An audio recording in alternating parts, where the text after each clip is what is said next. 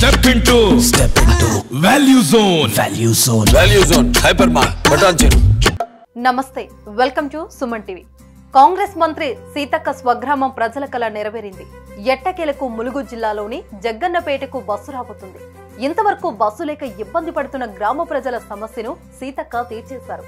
సీతక్క చొరవతో బస్సు ఏర్పాటు చేసేందుకు అధికారులు ముందుకొచ్చారు.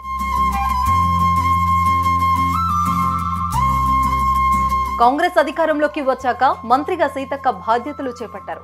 అయితే ములుగు జిల్లాలోని ఆమె స్వగ్రామమైన జగ్గన్నపేటకు ఇంతవరకు ఒక్క బస్సు కూడా లేదు. రోడ్డు బాగున్నా అధికారులు బస్సును ఇంతవరకు ఏర్పాటు చేయలేదు. బస్సు లేకపోవడంతో అక్కడి స్థానికులు ఆటోలపైనే ఆధారపడేవారు.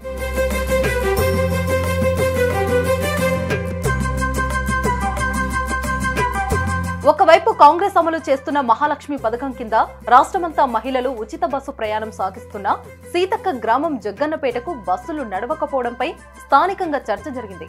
ఈ మేరకు మీడియాలో కథనాలు కూడా వచ్చాయి. బస్సులు నడపకపోవడం గ్రామస్తులు సైతం అసంతృప్తి వ్యక్తం చేశారు. దీంతో బస్సు ఏర్పాటు చేయాలని ఆర్టీసీ అధికారులను మంత్రి సీతక్క కోరారు. మంత్రి ఆదేశాల మేరకు బస్సు నడిపేందుకు ఆ రూట్ ను ఆర్టీసీ అధికార బృందం బుధవారం పరిశీలించింది. త్వరలోనే బస్సు నడిపిస్తామని వరంగల్ 2 డిపో మేనేజర్ తెలిపారు.